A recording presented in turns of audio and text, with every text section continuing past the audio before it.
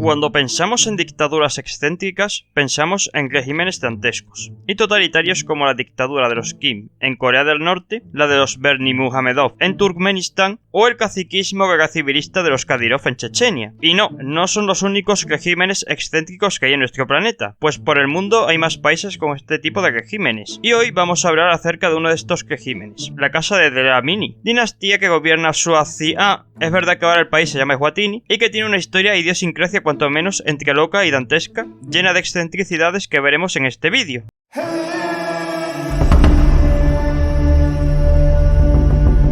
La Casa de Dlamini es la casa real del reino de Eswatini, la anterior Suazilandia, que más adelante hablaremos de esto. Si bien su origen no es de este peculiar país, enclavado entre Sudáfrica y Mozambique, sino que se encuentra más al norte, en la actual Tanzania, con el rey Dlamini I como el primer monarca de esta dinastía. Si bien a menudo se considera a Newawani III como el primer rey de la Eswatini moderna, gobernando entre 1745 a 1780, quien además fue el primer monarca de esta dinastía, que le dio por cambiar el nombre del territorio que alberga la actual Eswatini. Dado que en esa época por esa zona la escritura no era un medio muy usado, que digamos, incluso se puede concluir que era inexistente, se conocen pocos datos acerca de la historia de la monarquía de Dlamini de antes de finales del siglo XIX, aunque sí se conoce que esta dinastía tuvo que enfrentarse a diversas adversidades durante el siglo XIX. Durante el reinado del rey Sobhuza I, las dos etnias del país, las Newawane y los Newandege, entraron en conflicto armado, para lo cual Sobhuza I consiguió apagar el conflicto trasladando la capital a Zambotze, conquistando a muchos de los habitantes del país a incorporarlos a su gobierno. Más tarde, Sobhuza I pudo evitar estratégicamente el conflicto con el poderoso reino Zulu,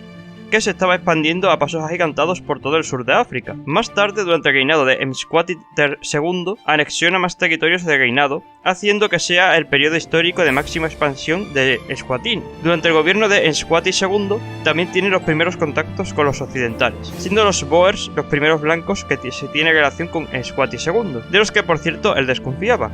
Esto hizo que Mswati II se alineara con el Reino Unido para intentar evitar una posible invasión Boer, acordando protección contra los Boers y respeto de sus territorios en la conferencia de París acerca del reparto de África a cambio de la explotación de los recursos naturales, algo que se acaba ejecutando, y que Eswatini gradualmente empieza a perder soberanía frente al Reino Unido, si bien el Reino Unido acabó respetando sus fronteras y evitó que Suazilandia no se adhiriera a la Unión Africana como se hicieron otros territorios colonizados por el Reino Unido en la actual Sudáfrica. El 22 de septiembre de 1921, Sobhuza II se convierte legalmente en el rey y jefe supremo de Eswatini, aunque desde que tenía 4 meses en 1899 era rey de Suazilandia. Con la llegada real al poder de Sobhuza II, intenta trabajar tanto para recuperar soberanía de Suazilandia con el Reino Unido como con Sudáfrica. Recordar que el Reino Unido mantuvo a Suazilandia alejado de Sudáfrica, algo que Sobhuza premió al Reino Unido con el envío de tropas al norte de África en defensa de los intereses británicos. Sobhuza llegó a asistir a la coronación de la reina Isabel en 1953 en Londres. Durante los años siguientes empiezan los movimientos independentistas por toda África, que unido a la apertura a descolonizar territorios de Francia y Reino Unido, hace que en Suazilandia empiecen a sonar los tambores de la independencia. El Reino Unido ofreció a Sobhuza II que Suazilandia tenga un sistema de gobierno de monarquía parlamentaria, similar a la forma de gobierno de países como España, Reino Unido y Dinamarca, algo que Sobhuza rechaza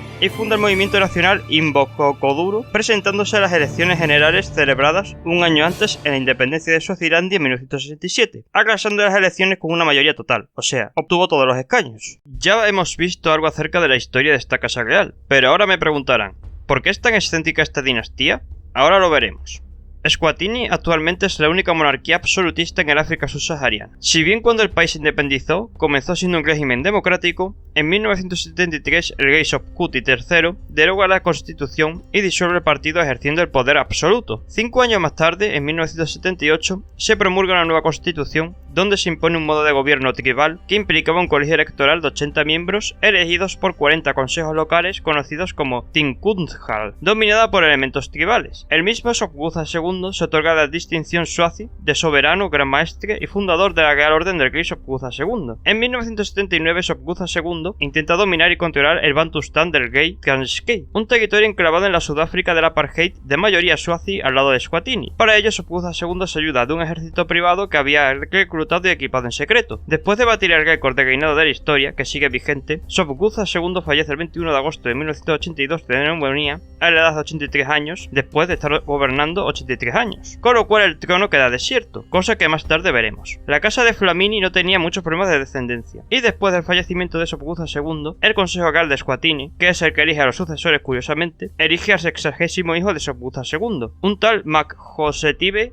Dlamini, más conocido como Mswati III. Eso sí, en el momento en el que es designado rey solo tenía 14 años, con lo cual en un primer momento Mswati III se mantendría como rey real, pero no oficial como le pasó a Sobhuza, y hasta este no alcanzara a los 21 años no ejercería el poder de un modo real. Pero una disputa de poder hizo que se adelantara la edad de tomar el poder real de Mswati III a los 18 años en 1986, para que os hagáis una idea de lo joven que fue llegando al poder real de un país. Otro récord de esta casa real, pues nadie en la era contemporánea a partir de 1945 habría conseguido ser líder de un país con tan solo 18 años. El actual presidente de los Estados Unidos, Joe Biden, es hasta 26 años mayor que Mswati III. De hecho, todavía no han gobernado en Estados Unidos presidentes más jóvenes que Mswati III. Una vez ejerciendo el poder, Mswati derogó algunas leyes tanto de su padre, así como la disolución del Likoko, el tradicional consejo asesor del rey, que se había convertido en el organismo más poderoso del país desde la muerte de su padre y que era considerado una amenaza. Nombró un primer ministro y organizó el gabinete de ministros, aunque metió en el gobierno a dos familiares suyos. Poco a poco empezó a convertirse en igual de sátrapa que su padre. En 2001, Mswati III intentó aplacar a sus opositores nombrando un comité para redactar una nueva constitución. El borrador publicado en 2003 permitió al rey conservar poderes absolutos de gobierno y volvió a prohibir los partidos políticos de la oposición. Todo esto generó protestas por el país e hizo que en el año 2005 Mswati III firmara una versión revisada que no prohibía los partidos políticos y que conociera su existencia, entrando esta reforma en el año 2006. Esto hizo que el parlamento se reinstaurara después de 32 años. Aún así, el poder del parlamento es prácticamente nulo frente a la figura de Mswati III, quien gobierna a golpe de decreto. Mswati III ha restringido la libertad de expresión y las libertades civiles, las iglesias evangélicas en un país protestante, el divorcio o el uso de las minifaldas durante su reinado han sido prohibidos. También ha forzado el desalojo de comunidades rurales para desarrollar plantaciones, ha reprimido a los sindicalistas o ha cambiado